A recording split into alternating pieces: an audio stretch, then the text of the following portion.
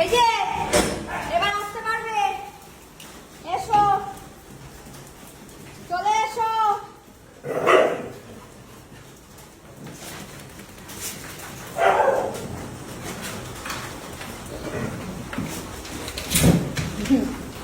কালকে নাকি একজন কমেন্ট করেছে আমার এখানে নাকি 6 মাসের পুরনো কোনো বাচ্চা।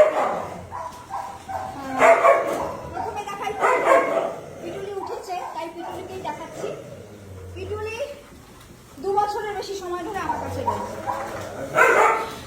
একে তুলেছিলাম ডানকুনির একটা জায়গা থেকে 1 বছর আগে।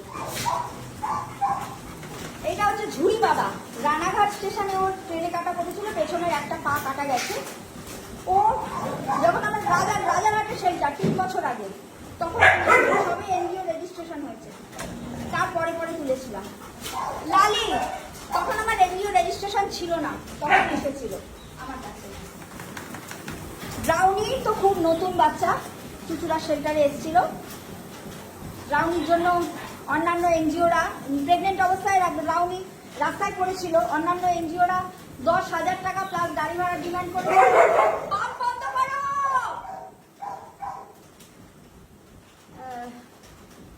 করেছিল। তো 3 দিন ধরে ওই জন্য রাস্তায় পড়েছিল, ট্রিটমেন্ট হচ্ছিল না, প্রেগনেন্ট ছিল। তো সেই অবস্থা থেকে আজকে ও নিজের 4টে পায়ে হাঁটে এবং সুস্থ আছে, স্বাভাবিক আছে।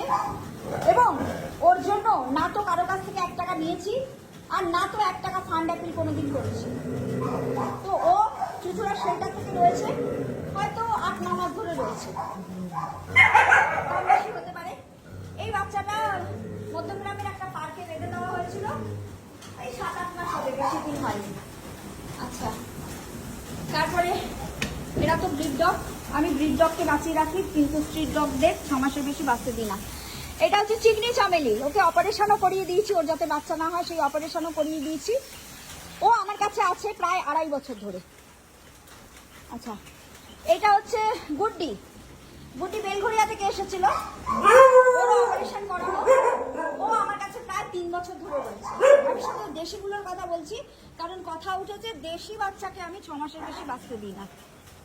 কালীচরণ, আমার কালীচরণ, বৈশাখী বলে এক মহিলা এবং একজন ভদ্রলোক ওর কেয়ার গিভার ছিল। ওর মাথায় অ্যাসিড ঢেলে দেওয়া হয়েছিল, এই যে জায়গাটা এখনো দেখতে পাচ্ছেন, আর একটা চোখ ওর চলে গেছে, এই যে একটা চোখ আর নেই।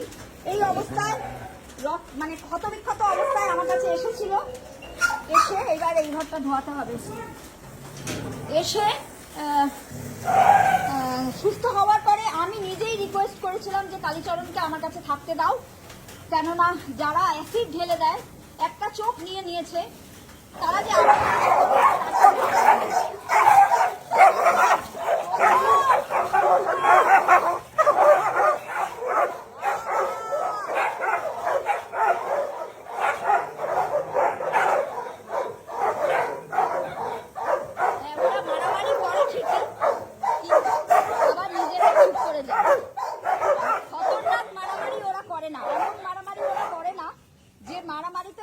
ক্ষতবিক্ষত হবে, এরকম ওরা করে না, একটু আধ তো করবেই ভাত হজম করবার জন্য। আচ্ছা, তারপরে এই আবার জলের প্লাস্টিকটা খুলে গেছে, আর পারি না ভগবান।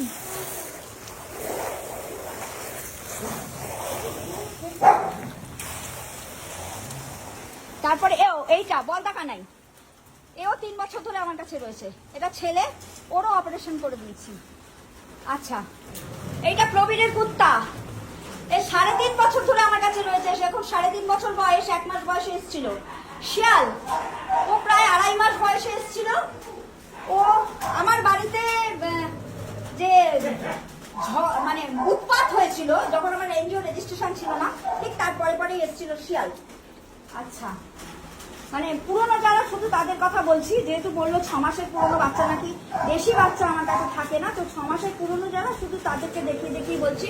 সুন্দরী সুন্দরী সব নতুন নতুন, মানে সুন্দরী চুচুড়ার শেল্টারে এসেছিল, হয়তো 7-8 মাস হয়েছে, বেশি হলে কি 9 মাস হয়েছে, তার বেশি হবে না। আচ্ছা, ও আচ্ছা, পুটপুটিকে কোনোদিনই দেখানো হয় না। ও অনেকে হয়তো ভাবে পুটপুটি বেঁচেই নেই, মারা গেছে। বাবা দেখি সর একবার পুটপুটিকে দেখাই। এই যে পুটপুটি, ওর 3টে পা, একটা পা ড্রেনে কাটা পড়েছিল। আমার যখন রেজিস্ট্রেশন হয়নি তখন থেকে ও আমার কাছে। তো আসলে কি মানে ঘুরিয়ে ঘুরিয়ে সব বাচ্চাকে দেখানো সম্ভব না। তো ক্যামেরা এমনি অন রাখি, বেশিরভাগ দুষ্টু বাচ্চাগুলো ক্যামেরার সামনে আসে, যারা একটু শান্ত বা লাজুক প্রকৃতির, তাদেরকে ক্যামেরায় সাধারণত দেখা যায় না। পুটপুটিকে তো দেখাই যায় না, পুটপুটিকে দেখাই যায় না, তার কারণ পুটপুটি ওই একটা ঘরের ভেতরে থাকে, ওকে সাধারণত বের করা হয় না। খুব কেয়ারফুলি কখনো হয়তো বের করি, আর তখন আমাকে একেবারে সজাগ থাকতে হয়, কারণ ও অন্য কুকুরকে কামড়ায়। তো সেই জন্য আমি খুব সজাগ থাকতে হয় আমাকে। রটউইলারটা তো জানে। যাই হোক, ভালো থাকুন, সবাই ভালো থাকুন, সবাই যতটা সম্ভব বাচ্চাদের জন্য কাজ করুন। এইটুকু একটা বিস্কুটও যদি খাওয়ান, আমি আমার বাচ্চাদেরকে বিস্কুট দিই না, বিস্কুট বাচ্চাদের জন্য ভালো নয়, কিন্তু তবু বলবো যদি একটুখানি বিস্কুটও কাউকে দিতে পারেন, 1 ফোঁটা বিস্কুটও যদি কাউকে দিতে পারেন, জানবেন তার পেটে একটু কিছু যাবে। কিছু না যাওয়ার থেকে একটা বিস্কুট যাওয়া ভালো। তো যতটা সম্ভব বাচ্চাদের জন্য করুন। বাচ্চাগুলো বড় অসহায়, আমরা যদি না করি তাহলে কে করবে? আমাদেরকেই এগিয়ে আসতে হবে, আমাদেরকেই করতে হবে। যাই হোক, বাচ্চাদের খাবারটাও একবার দেখিয়ে দিই। মাংসটা দিয়ে গেল যে দাদা, কোথায় গেল? ও না, ভেতরে নিয়ে গিয়ে দেখাই।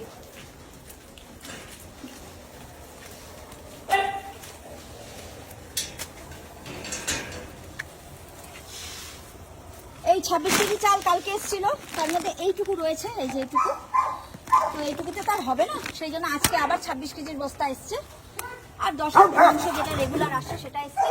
ফিনাইল কমে এসছে বলে আবার একটা ফিনাইলের বোতল কিনে নিয়ে এসেছি।